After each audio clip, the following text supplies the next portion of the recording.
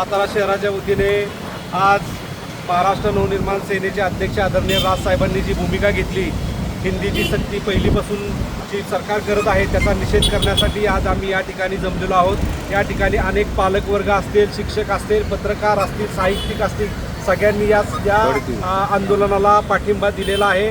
जर ही महाराष्ट्राची अस्मिता जर मराठी असेल, इथली संत जन जर सर्व मराठी असतील, तर मग हिंदी सक्ती कशासाठी हे सरकार करतंय? एका बाजूला जर तुम्ही मराठीला अविभाज्य दर्जा देताय आणि दुसऱ्या बाजूला तुम्ही हिंदीची सक्ती करताय, तर हे कदापि खपून घेणार नाही। येणाऱ्या 5 तारखेला जो आदरणीय राजसाहेबांचा मोर्चा निघाला आहे, त्या मोर्चाची दखल या सरकारला घ्यावीच लागेल आणि हा अध्यादेश त्यांना किंवा जो त्यांनी हिंदी सक्ती केलेली आहे ती मागे घ्यावीच लागेल, असं मी या ठिकाणी नम्रपणे सांगतो।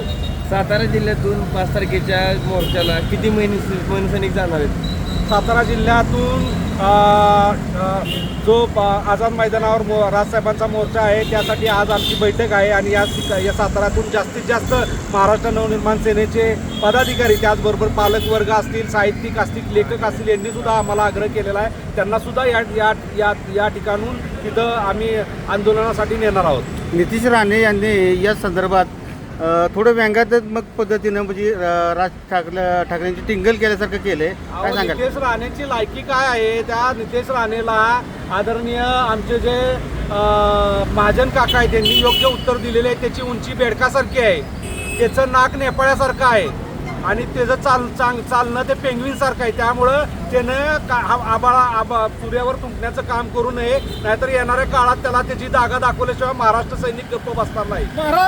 हिंदी सक्ती विरोधात आज आमचं सातारा शहरमध्ये मोठं आंदोलन होतं।